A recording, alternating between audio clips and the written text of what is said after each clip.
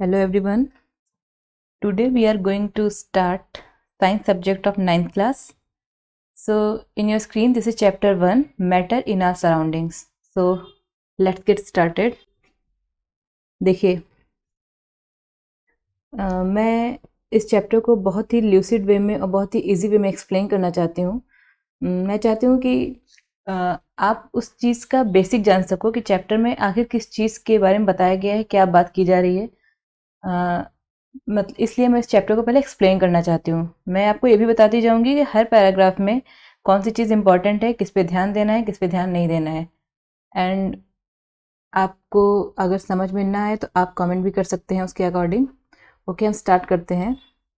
अगर इसके हम फर्स्ट पैराग्राफ पे ध्यान दें, आप पहले यहाँ से अगर आप यहाँ जो वॉल्यूम वाला है यहाँ तक देखें तो इसमें ऐसा कुछ खास बताया नहीं गया है, बस 2-3 चीज़ें इंपॉर्टेंट है। इसमें ये बताया गया है कि मैटर किसे कहते हैं, उसके कैरेक्टरिस्टिक क्या है, एंड उसको बहुत ही अच्छे वे में समझा दिया गया है पहले ही पैराग्राफ में, क्योंकि आगे हम उसी चीज़ से डील करेंगे।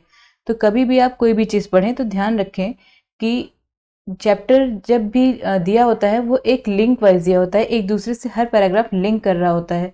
इसीलिए हमेशा हर पैराग्राफ में हमें ये ढूंढना चाहिए कि इसमें कौन सी चीज़ इंपॉर्टेंट है। हमें उसे एक स्टोरी की तरह नहीं पढ़ना चाहिए। हम हर हर लाइन को ध्यान से पढ़ने लगते हैं और फिर लगता है कि हमें समझ में नहीं आ रहा है। हम पूरे फोकस के साथ ये ध्यान देना चाहिए हमें कि यहाँ पे कौन सी चीज़ इंपॉर्टेंट है और किस चीज़ का लेके हमें आगे बढ़ना है। ओके, देखिए जैसे इसमें हमें ये बताया गया है स्टार्टिंग में कि अगर हम अपने सराउंडिंग में चारों तरफ देखें तो बहुत सारी चीज़ें दी हुई हैं। हमारे सराउंडिंग बहुत सारी चीज़ें हैं, डिफरेंट थिंग्स हैं, उनका साइज डिफरेंट है, शेप डिफरेंट है, टेक्सचर डिफरेंट है। यूनिवर्स में जितनी भी चीज़ें, जितने भी मटेरियल अवेलेबल हैं, सबका शेप, साइज, टेक्सचर सब कुछ डिफरेंट है। इन्हीं मटेरियल को साइंटिस्ट ने मैटर का नाम दिया। Okay, everything in the universe is made up of material. जितनी भी चीज़ें हैं वो सर्टेन टाइप ऑफ मटेरियल से बनी हुई हैं, कुछ ना कुछ तो मटेरियल लगा हुआ है ना उनके अंदर। उसी मटेरियल को साइंटिस्ट ने मैटर का नाम दिया है। मतलब मैटर, अब आपको कभी भी मैटर का नाम आए कहीं भी किसी भी सब्जेक्ट में, कहीं भी आप मैटर से अगर आप मैटर को सुनो तो आपको ध्यान में आ जाना चाहिए कि ये कुछ भी नहीं है, बस जो हमारे यूनिवर्स में जो भी चीज़ें हैं जिस मटेरियल से बनी हुई है उसी को साइंटिस्ट ने मैटर का नाम दिया है। ओके, तो जैसे इसका एग्जांपल है कि जो हम हवा, जो हम सांस लेते हैं और जो हम खाना खाते हैं, जो स्टोन है, क्लाउड है, स्टार है, प्लांट्स हैं, एनिमल्स हैं, यहाँ तक कि पानी की एक छोटी सी बूंद या फिर सैंड का एक छोटा सा पार्टिकल, ये सब मैटर है। हवा से लेके पानी की एक बूंद तक everything is a matter. Okay, you just name it, everything is matter. तो हमें यहाँ पे ये चीज़ क्लियर हो गई कि मैटर किसे कहते हैं। जितनी जो भी चीज़ें हमारे आसपास पाई जाती हैं, एवरीथिंग इज मैटर। ओके, सो अब यहाँ पे इम्पॉर्टेंट चीज़ देखिए जो हमें ध्यान देना है, वो यहाँ पे आपका इस लाइन में देखेंगे तो यहाँ पे यस, ये स्पेस वाला, ये जो आपका स्पेस के बारे में बताया गया है ये, एंड मास। ओके, ये दो चीज़ यहाँ पे ये बता रहा है कि जो मैटर है आपका, मैटर, सॉरी इसको चेंज कर लेते हैं यहाँ से, वेट अ मिनट। देखिए आपका जो मैटर है, ओके, थोड़ा आप स्पेलिंग पे ध्यान मत दीजिए, मैं ऐसे शॉर्ट में लिख रही हूँ। ये जो मैटर है, मैटर के दो कैरेक्टरिस्टिक हैं, two characteristic. Okay, first is space and second one is your mass. अब देखिए बस यही इस पैराग्राफ में बस यही इंपॉर्टेंट है। मैटर किसे कहते हैं ये तो पूरी पूरी कहानी में लिखा ही हुआ है। ये इंपॉर्टेंट है कि मैटर में दो कैरेक्टरिस्टिक है, दो उसकी खूबी है, वो स्पेस लेगा एंड उसका कुछ मास होगा। आप एग्जांपल लो मोबाइल का, ये भी एक मैटर है। मोबाइल कहीं भी रख दो वो कोई ना कोई स्पेस ऑक्यूपाई करेगा। जैसे आपने यहाँ पे मोबाइल फ़ोन रख दिया तो इसने कुछ आपका स्पेस लिया, ये आपका स्पेस लिया इसने, और इसका कुछ मास है, इसका कुछ भार है। ओके, सो अगर मैटर के बारे में देखें तो दो कैरेक्टरिस्टिक है इसकी, स्पेस एंड मास। आप कोई भी चीज़, कोई भी मैटर ले लो, हर चीज़ तो मैटर ही है जो आपके आसपास है, वो आपका स्पेस लेगा एंड मास लेगा। ओके, फिर इसमें है कि इसी चीज़ को दूसरे वर्ड्स में अगर हम कहें तो जो मैटर है उसमें मास होगा एंड वॉल्यूम होगा। ये जो स्टार दिया हुआ है यहाँ पे आपका, ये जो यहाँ पे ये मास के ऊपर एक स्टार लगा हुआ है एंड यहाँ पे वॉल्यूम पे डबल स्टार लगा हुआ है। इन्होंने नीचे बता रखा है कि मास का किलोग्राम होता है, एसआई यूनिट, एंड वॉल्यूम का मीटर क्यूब। बस वही वहाँ पे एक्सप्लेन है नीचे की तरफ, आप चेक कर सकते हो, लेकिन मैं वहाँ जा नहीं रही हूँ, बस यही दिया हुआ है, कुछ नहीं दिया हुआ है, मैंने देखा हुआ है। ओके, अब नेक्स्ट पैरा पे अगर हम मूव करें तो देखिए यहाँ पे क्या बताया गया। ये बहुत ही सिंपल एंड इंटरेस्टिंग है, थोड़ा स्टोरी टाइप का है। ये देखिए सिंस अर्ली टाइम्स वाली लाइन देखिए, इसमें क्या बताया गया है। यहाँ से आप देखो क्लासिफिकेशन ऑफ मैटर, यहाँ तक देखो, इसमें क्या बताया गया है कि जो ह्यूमन बींग्स हैं वो हमेशा से ही अर्लियर टाइम से ही हमारे अपने सराउंडिंग को जानने की कोशिश किया करते थे। आज भी क्यूरियस हैं, ह्यूमन नेचर ही ऐसा है, हर चीज़ जानने की कोशिश किया करता है। वो पहले भी ऐसे ही क्यूरियस थे, जानना चाहते हैं आसपास क्या हो रहा है, चीज़ें कैसे काम कर रही हैं, वर्क कैसे कर रही हैं, इनके पीछे क्या हो रहा है, एवरीथिंग। वो इससे इन्वॉल्व होना चाहते थे, इन सब चीज़ों में वो इंटरेस्टेड थे, जानना चाहते थे वो क्या रहा है। तो उस टाइम के जो फिलोसफर्स थे इंडियन, उन्होंने बोला कि जो हमारा मैटर है वो 5 बेसिक एलिमेंट से बना हुआ है। ओके, ये 5 तत्वों का नाम सुना ना आपने, air, earth, fire, sky and water. ये जो फिलोसफर थे, ये इन्होंने बताया कि हमारा जो मैटर है वो भी इन्हीं 5 तत्व से ही मिलकर बना है, air, earth, fire, sky and water से। और जो living and non living things हैं, ये सब इसी 5 बेसिक एलिमेंट से बनी, इन्हीं 5 तत्व से मिलके बनी है। ठीक है, जो ग्रीक फिलोसफर हुआ करते थे उस टाइम, उनकी जो भी फिलोसफी होती थी, जो भी वो कहते थे उसको माना जाता था। उनका मतलब ऐसा था कि ये कहेंगे तो बात सही होगी। तो उस टाइम जो एंशियंट ग्रीक फिलोसफर थे, उन्होंने भी सिमिलर थ्योरी दी। उन्होंने बोला हाँ हाँ ऐसे ही है, 5 बेसिक एलिमेंट है, उसी से मैटर बना हुआ है। ओके, इस पैराग्राफ में इन्होंने ये बताया है, तो इसमें कुछ खास नहीं था। बस अब देखिए मॉडर्न डे में जो साइंटिस्ट आए उन्होंने क्या बोला।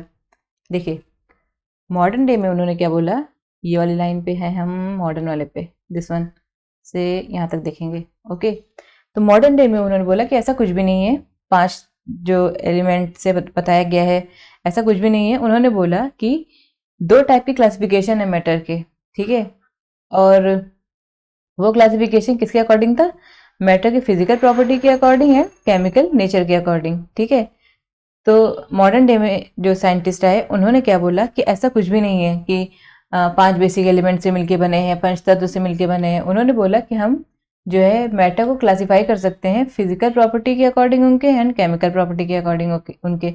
तो इस चैप्टर में हम जो डील करेंगे वो फिजिकल प्रॉपर्टी से हम डील करेंगे, केमिकल वाले से नहीं करेंगे। केमिकल आपका आगे दिया हुआ है, वहाँ पे देखेंगे। फिजिकल नेचर वैसे पढ़ना मेरे हिसाब से ईजी रहता है, आपकी मर्जी है, आप क्या सोचते हैं। खैर देखते हैं फिजिकल नेचर ऑफ मैटर। देखिए अब जब हम physical nature of matter start करेंगे यहाँ पे, तो ये बताना चाह रहा है कि जो हमारा मैटर है ये पार्टिकल से मिलके बना हुआ है। ये बताना चाह रहा है कि मैटर हमारा किससे मिलके बना हुआ है, पार्टिकल से मिलके बना हुआ है। हमें तो ये पता चल गया मैटर के बारे में क्या होता है, हमने पढ़ लिया कि आसपास की जितनी भी चीज़ें हैं वो सब मैटर हैं, 2 उसकी कैरेक्टरिस्टिक है, मास एंड स्पेस है। ठीक है, फिर अपना अपना सबने थ्योरी दिया, फिर मॉडर्न डे में आए।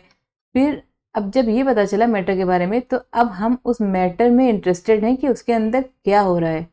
ओके, तो यहाँ पे जब फिजिकल नेचर पे हमने एंटर किया तो हमें पता चला कि जो मैटर है वो पार्टिकल से मिलके बना है।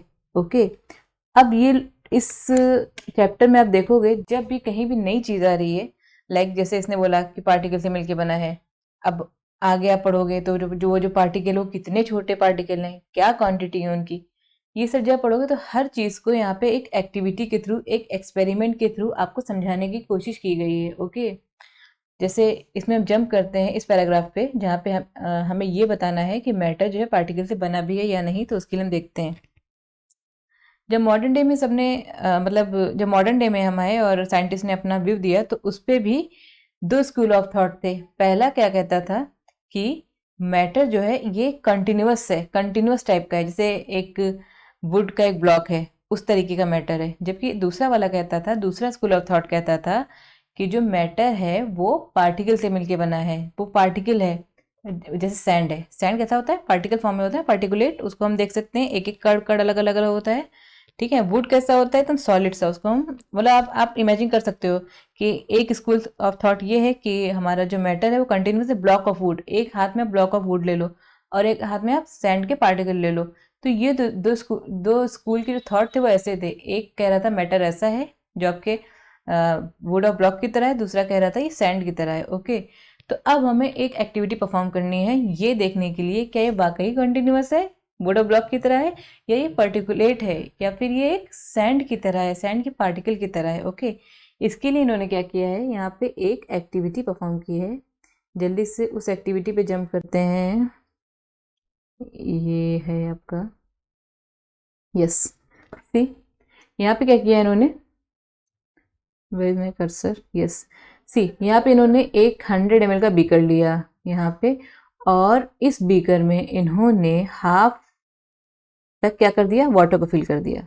अब आप देख रहे होगे ये वाटर में ये गोल गोल सा क्या है, यहाँ पे इन्होंने वाटर के पार्टिकल को मैग्नीफाइड किया है मिलियन जिलियन टाइम्स। ओके, बहुत ही ज्यादा आप मैग्नीफाई करोगे, मतलब मिलियन टाइम्स, तब जाके आपको उसका पार्टिकल फॉर्म दिखेगा। अब ये पार्टिकल फॉर्म में क्यों दिख रहा है, क्योंकि वाटर भी एक मैटर है। ओके, इसीलिए जब हमने इसको मैग्नीफाई करा तो यहाँ पे इसका जो पार्टिकल फॉर्म था वो दिखाई दिया। अब नेक्स्ट हम मूव करेंगे इस वाली बीकर में, देखिए क्या हो रहा है। जब हमने वाटर लिया हाफ तक, तो इसमें हमने क्या किया, सॉल्ट मिक्स कर दिया। सॉल्ट भी एक क्या है, मैटर है। ओके, यहाँ मिक्स किया। अब तीसरे वाले में क्या करना है, आपको एक रॉड लेना है एंड इसको ठीक ठीक ठीक ठीक मिक्स कर देना है। ठीक है, मिक्स हो गया ये आपका। अब आप खुद सोचो, अगर आप मान लो घर पे आपने वाटर लिया एक ग्लास में, उसमें आपने सॉल्ट या फिर शुगर कुछ भी मिक्स करा, तो वो शुगर मिक्स हो जाता है। ऐसा नहीं है कि वाटर सेपरेट हो जाता है एंड शुगर सेपरेट रहता है, वो दोनों मिक्स होकर एक सॉल्यूशन बना लेते हैं। अब ऐसा क्यों होता है, ये सोचने की बात है कि ये जो शुगर डाला या हमने जो सॉल्ट डाला वो कहाँ गया एक्चुअली। देखिए होता कि ये है कि जब हमने मैग्नीफाई करके देखिए, आप इस वाले डायग्राम में देखो, इस बीकर में, फर्स्ट बीकर में देखो, ये यहाँ पे देखो, ये जब आपने मैग्नीफाई करा तो इसके जो पार्टिकल फॉर्म थे ये आपको दिख रहे हैं ना, तो गोले गोले से, ये आपस में जुड़े हुए नहीं है, चिपके हुए नहीं है, इनके बीच में कुछ क्या है, स्पेस है। ओके, वाटर के खुद के पार्टिकल के बीच में स्पेस है। अब देखो, इनमें कुछ स्पेस था, आपने क्या करा, यहाँ पे लाके क्या डाला, सॉल्ट डाला। ठीक है, अब जब आपने सॉल्ट डाला तो तीसरे वाले उसमें आप देखो, इस वाले यहाँ पे तो आपने सॉल्ट डाला, जा रहा है सॉल्ट इसमें ये, ठीक है, फिर आपने एक रॉड से मिक्स करा, तो ये जो वाटर का खुद का जो पार्टिकल था उसके बीच में स्पेस था, सॉल्ट खुद भी एक पार्टिकल फॉर्म में है क्योंकि ये भी एक मैटर है। इसने क्या करा, जो वाटर के पार्टिकल के पास में जो स्पेस था उसमें जाके ये अपना इसने जगह बना ली, मिक्स हो गया उनके साथ। ओके, उसके स्पेस में जाके ये मिक्स हो गया, तो क्या हुआ, इसके साथ मिलके इसने क्या बना लिया, एक सॉल्यूशन बना लिया और उसके साथ मिक्स हो गया। ओके, एक्चुअल में यही होता है, जो भी सॉल्यूशन बन जाता है, जो भी मैटर आपस में मिलकर सॉल्यूशन बना लेते हैं वो ऐसे ही बना लेते हैं क्योंकि स्पेस होता है। जैसे वाटर था, वाटर के पार्टिकल के बीच में स्पेस था, हमने सॉल्ट डाला तो उसने स्पेस को ऑक्यूपाई कर लिया, एक सॉल्यूशन बन गया। ओके, तो यहाँ वही चीज़ यहाँ पे ये बताई गई है कि हमने जब सॉल्ट को, यहाँ पे देखो आप फिगर 1 में जो लिखा हुआ है कि जब हमने सॉल्ट को वाटर में डिज़ोल्व करा तो जो पार्टिकल थे सॉल्ट के, वो वाटर के पार्टिकल के बीच में जो स्पेस था वहाँ पे जाके इन्होंने अपनी जगह ले ली। ओके, ये बताया गया है। समझ में आ गया, मतलब समझ में आया होगा, बहुत इजी था। अब आप देखो, नेक्स्ट मूव करते हैं कि इसमें क्या बताया गया है। अब देखिए एक और सवाल है इनका।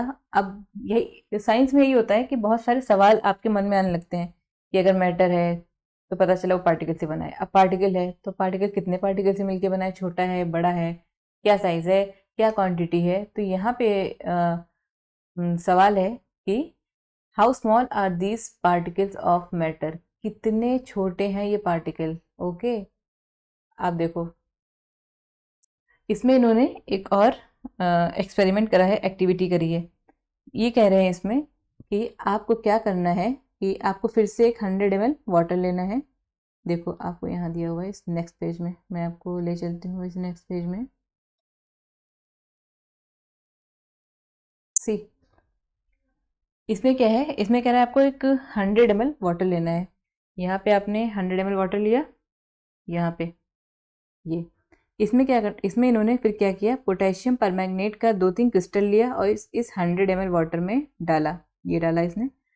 फिर क्या किया, एक फ्रेश वाटर लिया एक बीकर में 90 ml का, और जो आपने पहले पोटेशियम परमैंगनेट वाला सॉल्यूशन जो डाला था, सॉल्यूशन जो बनाया था, उसमें से 10 ml लिया एंड इस फ्रेश वाटर में डाला। फिर क्या किया इन्होंने, फिर फ्रेश वाटर लिया 90 ml एंड जो प्रीवियस आपका जो सॉल्यूशन था इसका 10 ml लिया एंड इसमें डाला। फिर क्या किया, यहाँ पे एक फिर फ्रेश वाटर लिया 90 ml का एंड जो प्रीवियस सॉल्यूशन था उसका 10 ml लिया एंड इसमें डाला। ओके, अब देखो इसमें हो क्या रहा है। जब आपने 100 ml का फ्रेश वाटर लिया था, इसमें 2-3 आपने क्रिस्टल डाले थे पोटेशियम परमैंगनेट के, तो इसने क्या किया, इसका 100 ml वाटर का कलर चेंज कर दिया। ओके, नाउ आपने फिर फ्रेश वाटर लिया और आपने प्रीवियस सॉल्यूशन का 10 ml डाला, तो फिर इसने इसका कलर चेंज किया। इस टाइम लाइट था but still colour was change. Okay, now again हमने यहाँ पे क्या लिया, हमने फिर फ्रेश वाटर लिया and we did the same thing. Previous solution का हमने 10 ml लिया, इसमें डाला, again colour is change. Now still, I mean, the color of the solution is little bit pink, still it is pink. Okay, it doesn't like water is fresh like earlier, it's not like that. See, again here we took 90 ml of water, previous solution, mixing and color changed.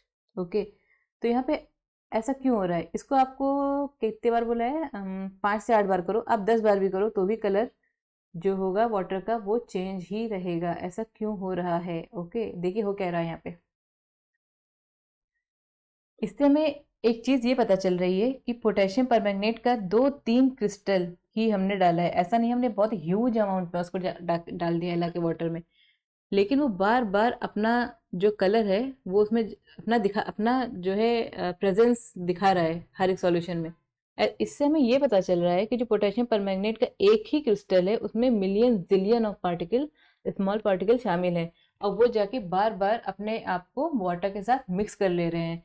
तो हमें इससे ये पता चल रहा है कि यहाँ पे देखो आप कि जब ये एक्सपेरिमेंट हमें ये दिखाता है कि पोटेशियम परमैंगनेट का जो कलर है वो बहुत सारे water, large amount of water में अपने कलर को शो कर रहा है। तो इससे हमें ये पता चल रहा है कि जो एक ही क्रिस्टल है पोटेशियम परमैंगनेट का, मतलब बहुत ही कम अमाउंट में जो हमने क्रिस्टल लिया है उसमें मिलियन ऑफ टाइनी पार्टिकल्स हैं। ठीक है, तो अभी हमारा सवाल क्या था कि किसी भी मैटर में पार्टिकल है, लेकिन कितने पार्टिकल हैं, कितने स्मॉल पार्टिकल हैं उसके अंदर। तो इस एक्सपेरिमेंट के थ्रू हमने ये प्रूव करा कि किसी भी मैटर के अंदर कितने पार्टिकल हैं, million of tiny particles, million of small particles. Okay, हम इससे ये पता चल रहा है।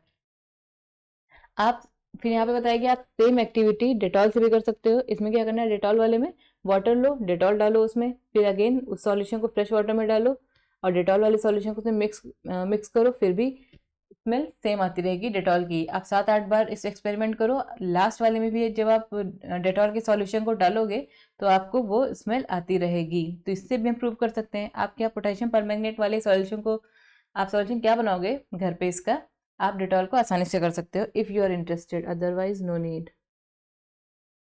अगर आपको करना है डेटॉल वाले से कर सकते हो, बहुत ही ज़्यादा इंटरेस्टेड हो तो, अदरवाइज कौन करता है वैसे। देखिए यहाँ पे इन्होंने फिर एक बॉक्स बनाया है, इस बॉक्स में क्या बताने की कोशिश की है कि मतलब इन्होंने ऐसा सम अप कर दिया है कि अभी हमने जो ऊपर पढ़ा है ये बहुत ही इंपॉर्टेंट चीज़ है कि आपको ये पता होना चाहिए कि किसी भी मैटर के अंदर जो पार्टिकल होता है वो बहुत बहुत बहुत स्मॉल होता है। ओके, इतना स्मॉल होता है उसे हम इमेजिन भी नहीं कर सकते हैं, बियॉन्ड आवर इमेजिनेशन। ओके, अब देखिए उसी से लिंक हो रहा है। मैंने आपको क्या बोला था कि हम जब भी कोई भी चैप्टर पढ़ें तो बहुत ही ध्यान से हमें ये पता करना चाहिए कि चैप्टर में बताया क्या गया है। सबसे ऊपर इसने क्या बोला, मैटर के बारे में, फिर मैटर में 2 स्कूल ऑफ थॉट आए, फिर ये सब होता रहा, फिर पता चला पार्टिकल से बना है, पार्टिकल से बना है, फिर पता चला कितना स्मॉल पार्टिकल। अब हमें पार्टिकल पता चल गया कितना स्मॉल पार्टिकल। तो यहाँ पे क्या पूछा है कि अब जो पार्टिकल्स हैं, यहाँ पे इसने मतलब पूछा नहीं है, ये बताना चाह रहा है कि जो पार्टिकल्स है मैटर के उनके बीच में क्या होता है, स्पेस होता है। ये हमने देखा भी है जब हमने वाटर में सॉल्ट वाला एक्सपेरिमेंट करा था, मिक्स करा था एंड सॉल्ट ने वहाँ पे जाके स्पेस ले लिया था।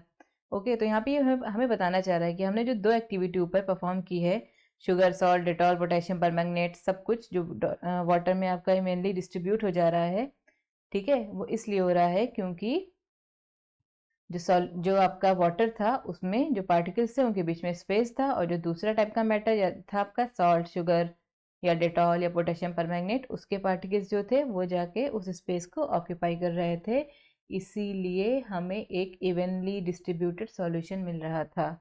यहाँ तक जिसने ये बात की है। अब हम आगे बढ़ेंगे। आई होप आपको यहाँ तक समझ में आया होगा। मैं बस यही कोशिश कर रही हूँ कि आपको बहुत ही ल्यूसिड लैंग्वेज में, बहुत ही आसान से लैंग्वेज में आपको चीज़ समझ में आ जाए। बहुत ही कॉम्प्लिकेटेड नहीं करना चाहती हूँ मैं चीज़ें, और मैं खुद भी ऐसे ही पढ़ती हूँ। देखिए देखिए, ये जो पोटेशियम परमैंगनेट वाला हमने किया था, ये एक्सपेरिमेंट, इसको आप देख भी सकते हैं कि कितना, मतलब कैसे कितना क्विकली वो मिक्स हो रहा है वाटर के साथ। ये मैंने नेट पे सर्च किया था इसका। ये आप देखिए, इसमें वाटर में पोटेशियम परमैंगनेट का को मिक्स किया जा रहा है। कितना क्विकली ये अपने आप को मिक्स कर रहा है वाटर के साथ, और इसी सॉल्यूशन को बार बार वो ट्रांसफ़र कर रहे हैं फ्रेश वाटर में, फिर भी इसका कलर चेंज, मतलब यही सेम कलर रहता है, लाइट होता रहता है, बट कलर वही रहता है, पर्पल कलर ही रहता है, बस वो लाइट होता रहेगा। ये है, आप इससे थोड़ा समझ में आया होगा आपको। अब हम वापस चलते हैं। अब हमारा नेक्स्ट है जो टॉपिक, उसमें हमें ये प्रूव करना है कि जो मैटर के जो पार्टिकल्स हैं वो कंटिन्यूसली मूव किया करते हैं। जो पार्टिकल्स हैं वो कंटिन्यूसली मूविंग पोजीशन में मूव किया करते हैं। इसको हमें क्या करना है, कुछ एक्टिविटी के थ्रू या कुछ एक्सपेरिमेंट के थ्रू हम इसको प्रूव करेंगे। देखिए, बहुत ही अच्छा एक्सपेरिमेंट है ये। सबसे पहला जो एक्टिविटी किया गया है यहाँ पे, वो आपका ये 1.3 में बताया गया है। इसमें इसमें कह रहा है कि आपको एक इंसेंस स्टिक लेना है, अगरबत्ती ले लो आप, धूप बत्ती, अगरबत्ती, यही सारी चीज़ें होती हैं। एक इंसेंस स्टिक लेना है आपको, जो भी आपको जलाना नहीं है। वो आपको अपने रूम में या फिर क्लासरूम में कहीं भी कॉर्नर पे आप रख दो, ठीक है। फिर आपको ये पता करना है कि उसका स्मेल लेने के लिए आपको उसके पास में जाना पड़ रहा है या फिर एक दूर से स्मेल आ रही है आपको। अब क्या करना है, इसको आप जला दो। अब उस इंसेंस स्टिक को, जो जल नहीं रहा था पहले, अब इसको आप जलाओ, तो क्या आपको एक सर्टेन डिस्टेंस पे बैठ के स्मेल आ रही है या नहीं, आपको अपने ऑब्जर्वेशन को रिकॉर्ड करना है। अब देखिए, इसमें मैं आपको सही से समझा देती हूँ कि इसमें एक्चुअली हो क्या रहा है। आपको ये करना है कि जैसे आपने रूम में आपने एक अगरबत्ती रखी, उसको आपने जलाया, ठीक है। पहले तो जाहिर सी बात है, आपने नहीं जलाया तो आप उसके करीब में जाओगे, उसके पास में जाओगे, तो आपको लगेगा हाँ थोड़ी स्मेल है इसमें। लेकिन जैसे आप उसको जलाओगे, तो हम इस एक्सपेरिमेंट से आपको अभी ये प्रूव करके दिखाएंगे कि आपका जो मैटर के जो पार्टिकल हैं वो एक्चुअली मूव कर रहे हैं। ओके, आप ध्यान से सुनिए इसको। इसमें कैसे हो रहा है, आप एक अगरबत्ती लो, उसको आप एक कॉर्नर में रखो, ठीक है, और इसको जला दो, तो इसकी जो फ्रेग्रेंस है, जो एक जो प्लीजेंट सी स्मेल होती है, ये पूरे रूम में बहुत जल्दी से फैल जाती है जैसे आप इसको जलाते हो, ठीक है। ऐसा इसलिए हो रहा है कि जैसे आपने उसको जलाया तो उसमें से ऐसे गैस से निकलती है, हर तरफ ऐसा गैस गैस सा निकलता है उसकी स्मेल के साथ साथ। तो वो जो गैस प्रोड्यूस होती है उसी से हमें स्मेल आती है। तो जो गैस के जो हमने अगरबत्ती को जलाई है, उसका जो गैस का जो पार्टिकल है वो पूरे डायरेक्शन में मूव कर रहा है, ठीक है। एंड जो एयर है वो भी आपके रूम में है, वो भी मूव कर रही है। एयर मूव क्या करती है ना, तो वो जो एयर मूव कर रही है वो आपके जो अगरबत्ती के जो गैस में जो पार्टिकल्स है उनके साथ मिक्स हो जाती है, और क्विकली पूरे रूम में आपका जो वो जो प्लीजेंट स्मेल है पूरे में स्प्रेड हो जाता है क्विकली। देखिए, मैं फिर से समझा रही हूँ, इसमें हो क्या रहा है कि आपने जैसे अगरबत्ती जलाई, उसमें जो गैस पार्टिकल्स थे वो निकले, वो मूव किया करते हैं। आप देख भी सकते हो कि जो गैस निकल रहा है वो उनका एक पर्टिकुलर मोशन होता है उसमें। आप ध्यान से अगर देखो कभी, तो जैसे आपने मान लीजिए अगरबत्ती जलाई, ये आपकी अगरबत्ती है यहाँ पे ऐसे करके, ठीक है, तो उसमें ऐसे धुआं निकलता रहता है, उसमें उसका ऐसा एक गैस निकलता रहता है। वो ऐसा नहीं है कि एक कांस्टेंट ऐसे रुका हुआ है, वो कहीं मूव ही नहीं कर रहा है, ऐसा नहीं होता है ना उसका। आप देखोगे तो ऐसा ऐसा हुआ करता है, पूरे उसमें क्विकली मूव किया करता है, ऐसा हुआ करता है ना। अब देखो, आप खुद सोचो कि ये तो आप खुद से ऑब्जर्व कर सकते हो कि हाँ, इसमें जो गैस निकलता है इसके पार्टिकल मूव किया करते हैं। एयर हमें विजिबल नहीं है लेकिन वो भी मूव किया करती है, ये भी हमें फील होता है, ठीक है। तो आपका जो अगरबत्ती का जो आपका ये गैस में जो पार्टिकल का मोशन है, वो क्या करता है, जो रूम में एयर होता है उसके साथ मिक्स हो जाता है और दोनों पार्टिकल आपस में मिक्स हो जाते हैं, पूरे रूम में क्विकली स्प्रेड हो जाते हैं, ठीक है। ये इसीलिए पूरे में प्लीजेंट स्मेल आने लगती है पूरे रूम में, हमें लगता है हाँ कोई स्मेल आ रही है पूरे रूम में। वो ऐसे ऐसे परफ्यूम के साथ भी होता है। आप परफ्यूम को स्प्रे करो कहीं भी, वो उसके पार्टिकल्स भी मूव करते हैं, एयर के साथ मिक्स हो जाते हैं, उसके पार्टिकल मूव करते हैं और क्विकली स्प्रेड हो जाता है पूरे रूम में, ठीक है। आई होप ये समझ में आया होगा आपको। आपने जो अगरबत्ती जलाई थी, अगर उसका गैस पार्टिकल मूव ना कर रहा होता या एयर का जो पार्टिकल है वो मूव ना कर रहा होता तो आपको स्मेल ना मिलती, इतनी क्विकली स्प्रेड ना होता। इससे हमें यही तो प्रूव होता है कि आपका जो मैटर है उसमें जो पार्टिकल्स होते हैं वो कंटिन्यूअसली क्या करते हैं, मूव किया करते हैं। I hope I am making sense. मुझे ऐसा लग रहा है कि समझ में आया होगा। तो अब आप देखो, इससे हमें ये प्रूव हो गया कि ठीक है, हाँ मतलब कंटिन्यूअसली मूव करते हैं इस अगरबत्ती वाले एक्सपेरिमेंट से। अब आप दूसरा देखो, इसमें क्या कह रहा है, आपको 2 ग्लास लेना है, उसको वाटर फिल कर देना है। एक में आपको एक ड्रॉप ब्लू या रेड इंक डालना है, धीरे से, बहुत तेजी से नहीं, मिक्स नहीं करना है आपको। और दूसरे में आपको साइड्स, मतलब ग्लास के साइड से एक हनी ड्रॉप डालना है, ठीक है। एक में आपको इंक डालना है, एक में हनी ड्रॉप डालना है। आपको फिर उसको डिस्टर्ब नहीं करना है, कहीं कॉर्नर में रख दो आप उसको अपने रूम में, उन दोनों बीकर को, ठीक है। फिर आप क्या करो, उसके ऑब्जर्वेशन को रिकॉर्ड करो। आप फिर कह रहा है कि इमिडिएटली जैसे आपने ये किया, तो जैसे आपने इंक के ड्रॉप को डाला तो आपने क्या ऑब्जर्व किया, और जैसे ही आपने हनी के ड्रॉप को डाला आपने क्या ऑब्जर्व करा, ठीक है। हाउ मेनी आवर्स और days does it take for the colour of ink to spread evenly throughout the water.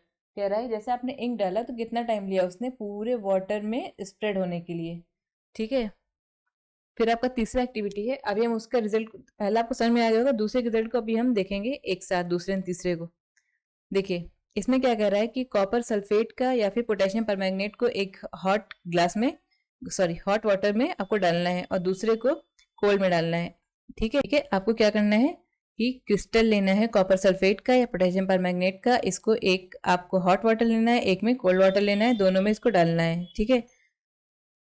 फिर आपको और फिर उसको सेटल हो जाने देना है, उसको डिस्टर्ब नहीं करना है। फिर आप क्या ऑब्जर्व करोगे, ठीक है, ये देखना है।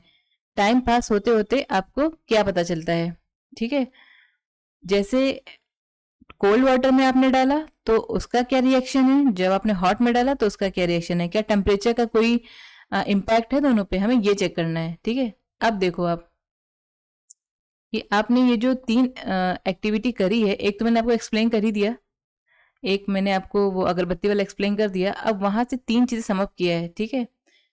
Particles of matter continuously moving, ये हम आपको प्रूव कर चुके हैं अगरबत्ती वाले में, है ना, वो जो हमने इंसेंस वाला किया था, ये हमें पता चल गया, ठीक है। इसका मतलब वो जो मूव कर रहे हैं उसी मोशन को इन्होंने काइनेटिक एनर्जी का नाम दिया है। वो जो मोशन है उनके अंदर, वो जो पार्टिकल्स मूव करते हैं, अब तो हम इस स्टेट में हैं कि हम इसे समझ चुके हैं कि हाँ मोशन में है।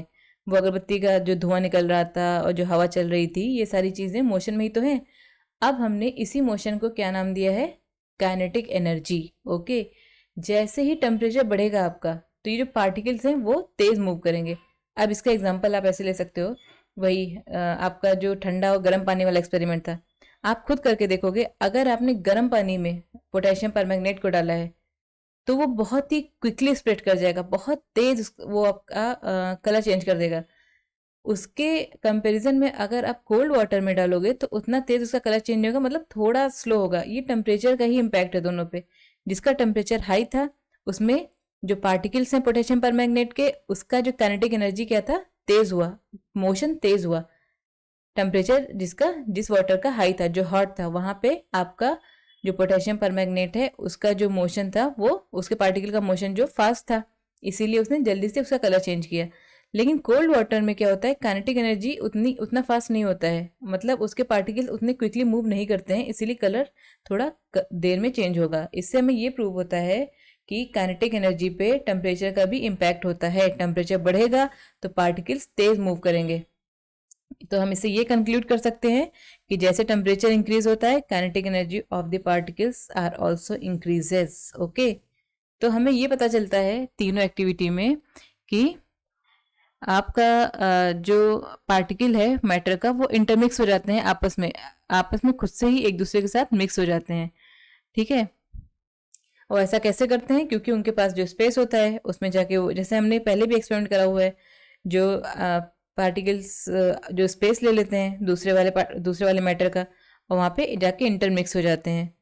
तो ये जो इंटरमिक्सिंग होती है एक मैटर का दूसरे मैटर के साथ, वो उससे ही हम क्या कहते हैं? डिफ्यूजन। इसमें बिल्कुल भी हमें कंफ्यूज नहीं होना है, ये बहुत इंपॉर्टेंट है। दिस इंटरमिक्सिंग, ये वाली line, this intermixing of particles of two different types of matter on their own is called diffusion. वही, और ये डिफ्यूजन कैसे होता है? क्योंकि हमें पता चल गया है कि एक मैटर के जो पार्टिकल होते हैं उनके बीच में कुछ स्पेस होता है। ठीक है, ये हमें पता चल गया है। हमने ये भी देखा है कि टेम्परेचर के साथ डिफ्यूजन जो है फास्ट हो जाता है। ठीक है, ये हमारा हो गया। अब देखिए यहाँ पे इसने क्या कहा है कि हमने ये ऑब्जर्व किया है कि ऑन हीटिंग, यहाँ पे on heating diffusion becomes faster. Why does this happen? अभी हमने पढ़ा है कि जब हम हीट करते हैं, जब टेम्परेचर बढ़ाते हैं किसी भी मैटर का, तो उसका काइनेटिक एनर्जी क्या हो जाता है? फास्ट हो जाता है उसके पार्टिकल का। इसीलिए डिफ्यूजन जो मतलब जो इंटरमिक्सिंग है वो फास्ट हो जाती है, इसीलिए डिफ्यूजन फास्टर हो जाता है। देखिए जैसे इसमें हमने हॉट एंड कोल्ड वाटर लिया है एंड पोटेशियम परमैंगनेट को हम डाल रहे हैं, तो आप देख सकते हैं कि टेम्परेचर की वजह से जो पार्टिकल्स हैं वो कितनी क्विकली मूव कर रहे हैं हॉट वाटर में, एंड कोल्ड वाटर में इतना स्लोली मोशन है।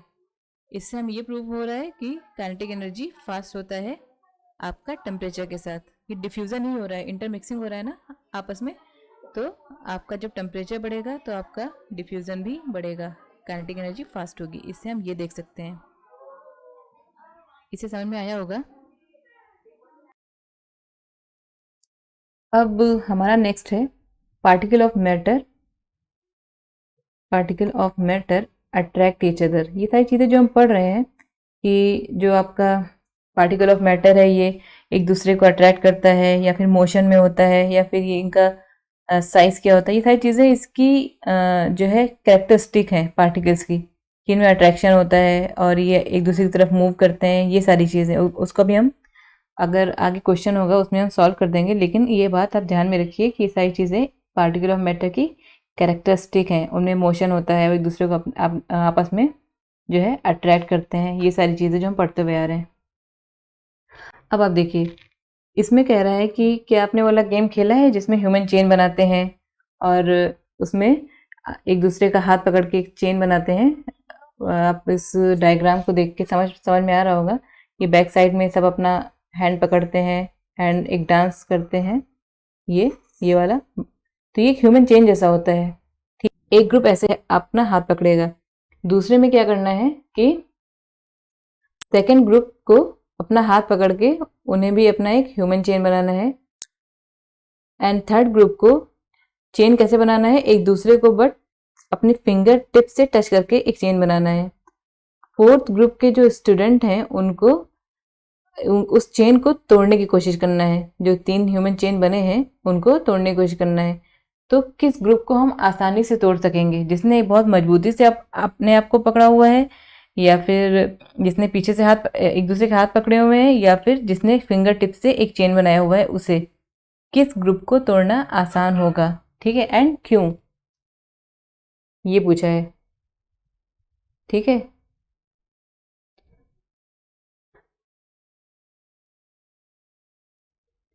अब इसमें आप खुद सोच सकते हो कि कौन से ग्रुप को आप आसानी से तोड़ोगे। जाहिर सी बात है जिसने फिंगर टिप से पकड़ा हुआ है उसको आप आसानी से तोड़ोगे, और जिसने मजबूती से पकड़ा हुआ है उसे नहीं तोड़ पाओगे। यही तो है, इसका यही तो मतलब हुआ। ठीक है, इस सारे एक्सपेरिमेंट से अभी हम ये प्रूव करेंगे कि जो पार्टिकल ऑफ मैटर है वो एक दूसरे की तरफ अट्रैक्ट होते हैं। अब एक सिनेरियो आप ऐसा लो कि आप एक कॉइन लो, एक रबर बैंड लो एंड एक चौक लो। ठीक है, इसे हैमर से तोड़ने की कोशिश करो, चौक को, कॉइन को एंड रबर बैंड को। ठीक है, तो अगर हम हैमर से तोड़ेंगे कॉइन या चॉक को तो चॉक पाउडर फॉर्म में हो जाएगा इजीली, लेकिन कॉइन में कोई फर्क नहीं पड़ेगा, वो नहीं टूटेगा, वो आसानी से ब्रेक नहीं होगा। अब अगर आप रबर बैंड को तोड़ोगे तो कुछ एफर्ट डालोगे तो वो टूट जाएगा, ठीक है। ये इस एक्सपेरिमेंट से हमें ये प्रूव होता है कि कॉइन के अंदर relatively strong force of attraction है रबर और चॉक के कंपैरिजन में, ठीक है। इसका ये मतलब हुआ इस वाले एक्सपेरिमेंट में हमें यही बताया गया है कि यहाँ पे इसने आयरन नेल ले रखा है, चॉक ले रखा है, रबर बैंड ले रखा है, सबको तोड़ने की कोशिश करना है। तो आयरन नेल को हम नहीं तोड़ पाएंगे, पीस ऑफ चॉक को तोड़ लेंगे, रबर बैंड को तोड़ लेंगे। इसमें इसलिए है क्योंकि आयरन नेल में जो फोर्स ऑफ अट्रैक्शन है वो ज़्यादा है इन दोनों के कंपैरिजन में, ठीक है। एक और सिनेरियो आप लो कि तो इससे हम एक चीज़ और कंक्लूड कर सकते हैं कि आपका जो आयरन नेल या फिर आपका जो कॉइन है इसमें क्या है कि ये सब सॉलिड है, तो इनका जो amount of force of attraction है ये ग्रेटेस्ट है इनके पार्टिकल के बीच में, और जो चीज़ लिक्विड है या गैस है उसमें amount of force of attraction कम होता है। इससे हमें ये भी प्रूव हो रहा है। अब एक और आप इमेजिन करो, एक और सिनेरियो, जैसे आप एयर एंड वाटर को लो एग्जांपल में। अगर आप अपने हाथ को वाटर या फिर एयर के थ्रू मूव कराते हो तो आप एयर के थ्रू इजीली मूव करा पाओगे in comparison to water, okay. ये ऐसा क्यों होता है कि जो फोर्स ऑफ अट्रैक्शन है वाटर के पार्टिकल में वो ग्रेटर है इन कंपैरिजन ऑफ एयर, इसीलिए आप जो है वाटर में उतनी आसानी से अपने हाथ को मूव नहीं कर सकते हो जितना आप एयर में कर सकते हो। तो इन सब से हमें यही पता चल रहा है कि जो सॉलिड है उसमें greatest amount of force of attraction होता है, मतलब उसमें जो पार्टिकल्स होते हैं वो क्लोजली अट्रैक्ट होते हैं।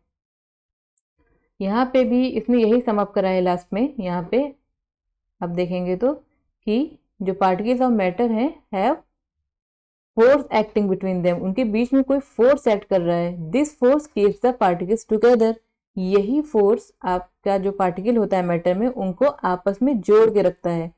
The strength of this force of attraction varies from one kind of matter to another. ये जो स्ट्रेंथ है ये एक मैटर में और दूसरे मैटर में कंपैरिजन में डिफरेंट होता है। तो इसी को हम क्या कहते हैं, फोर्स ऑफ अट्रैक्शन। ये सॉलिड में मैक्सिमम होता है, इससे हम ये कंक्लूड कर सकते हैं, ओके। देखिए मैं आपको फिर से एक बार बता देती हूँ कि हमें इसमें ये प्रूव करना था कि जो पार्टिकल्स होते हैं मैटर के वो एक दूसरे को अट्रैक्ट करते हैं, ठीक है। तो हमने एक पहले ह्यूमन चेन वाला 3 ह्यूमन चेन बनाया, एक ने मजबूती से पकड़ रखा था, एक ने थोड़ा लूज पकड़ रखा था, एक ने फिंगर टिप से पकड़ रखा था। तो किसको तोड़ना मुश्किल था, किसको आसान था, ये पूछा गया था। अब जाहिर सी बात है जो क्लोजली बाउंड है आपको उसको तोड़ने में दिक्कत होगी। तो इससे हमें ये पता चलता है कि सॉलिड लिक्विड गैस, हम ऐसा भी इसको देख सकते हैं कि जो सॉलिड चीज़ें हैं जिसमें जो आसानी से नहीं टूटती हैं, इसका ये मतलब है कि उनके पार्टिकल के बीच में फोर्स ऑफ अट्रैक्शन मैक्सिमम है। गैस में बहुत ही लूजली अट्रैक्शन होता है, इसीलिए एंड लिक्विड में भी ऐसे ही होता है, उनमें जो आपके पार्टिकल्स होते हैं वो दूर दूर होते हैं, लेकिन सॉलिड में ऐसा नहीं होता है। तो हमने कॉइन के थ्रू एंड आपका आयरन नेल के थ्रू ये चीज़ देखा है कि ब्रेक करना उनको मुश्किल था। तो जो चीज़ टाइटली बाउंड है हम उसको ब्रेक नहीं कर सकते हैं। ऐसा इसलिए है क्योंकि जो मैटर के जो पार्टिकल्स होते हैं वो अट्रैक्टेड होते हैं एक दूसरे की तरफ, ठीक है। तो उसमें एक फोर्स काम करता है, ये जो फोर्स है यही फोर्स पार्टिकल को एक दूसरे से जोड़ के रखता है। और ये जो पार्टिकल का ये जो फोर्स ऑफ अट्रैक्शन है ये एक तरह के मैटर से और दूसरे तरह के मैटर में अलग अलग होता है, सब में सेम नहीं होता है। और इस फोर्स को क्या कहते, ये जो फोर्स एक्ट करता है इसे हम क्या कहते हैं, इसे कहते हैं फोर्स ऑफ अट्रैक्शन,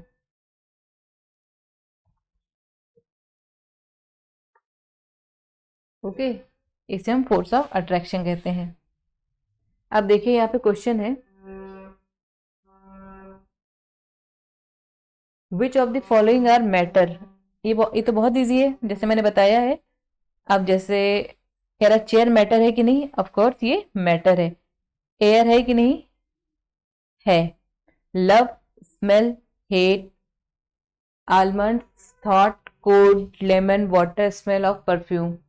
ये आप मुझे कमेंट सेक्शन में आप करके इसका आंसर सेंड करें, तो मुझे भी पता चलेगा आपको समझ में आ रहा है कि नहीं। नेक्स्ट क्वेश्चन देखते हैं। फर्स्ट तो बहुत इजी है, इसे आपको खुद से कर लेना चाहिए एंड आप इसका आंसर मुझे सेंड करें ताकि मुझे पता चल सके आपने कितना इसको सीखा है। सेकंड पे मूव करते हैं। Give reason for the following observations.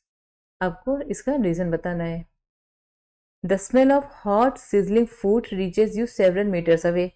कह रहा है कि एक मज़ेदार गर्मा गर्म जो खाना है उसका जो स्मेल है वो आपको काफ़ी मीटर तक उसकी स्मेल आती है, काफ़ी दूरी तक उसकी स्मेल आती है।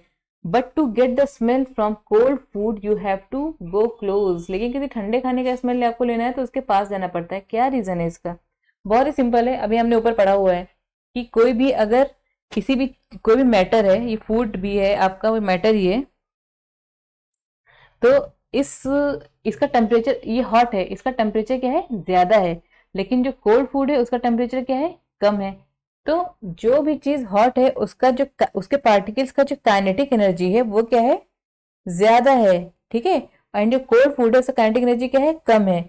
इसीलिए जो पार्टिकल्स का, जिस पार्टिकल का काइनेटिक एनर्जी ज्यादा है उसका मोशन भी फास्ट होगा, तो इसीलिए ये एयर के पार्टिकल से मिक्स हो जाता है स्मेल, हॉट सिजलिंग फूड का स्मेल, और आप तक पहुंच जाता है। लेकिन क्योंकि कोल्ड फूड का जो काइनेटिक एनर्जी है वो कम है, तो वो एयर के पार्टिकल के साथ उतनी उस तेजी से मिक्स नहीं हो पाता है, इसलिए आपको उसके करीब जाना पड़ता है।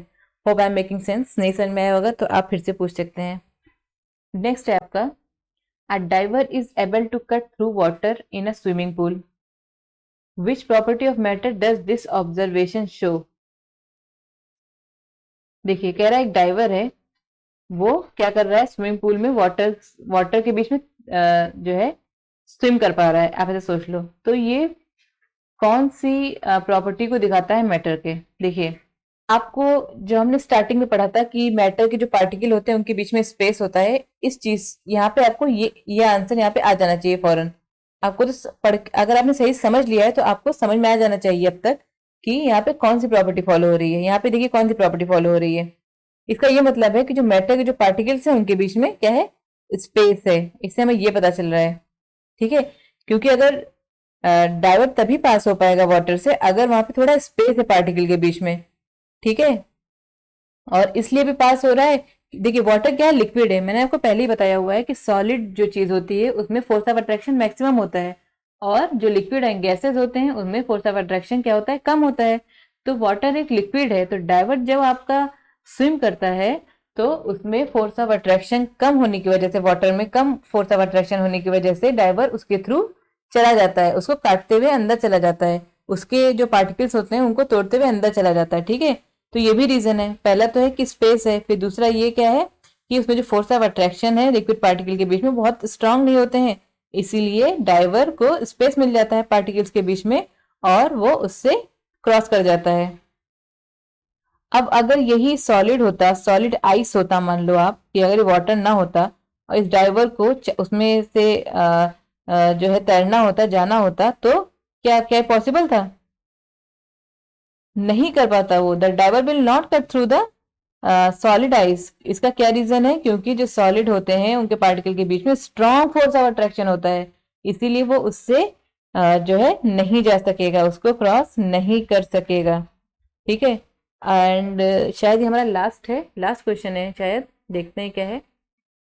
What are the characteristic of particle of matter? Yes, मैंने ही बताया था कि आपका जो भी चीजें अभी अभी हमने पढ़ी है अभी तक, वो क्या है, कैरेक्टरिस्टिक ऑफ मैटर है। वो क्या क्या थी? देखिए, फर्स्ट क्या था आपका कि टाइनी होते हैं साइज में, मैटर के पार्टिकल्स क्या होते हैं, टाइनी होते हैं। एंड फिर नेक्स्ट क्या पढ़ा था हमने, उनके बीच में स्पेस होता है। And what was the next, और हमने क्या पढ़ा था कि वो मोशन में होते हैं। एक हमने पढ़ा था कि वो मोशन में होते हैं। फिर हमने क्या पढ़ा था कि वो एक दूसरे की तरफ क्या होते हैं, अट्रैक्शन होता है उनके बीच में। क्या होता है? अट्रैक्शन होता है उनके बीच में, हमने ये पढ़ा था, ठीक है।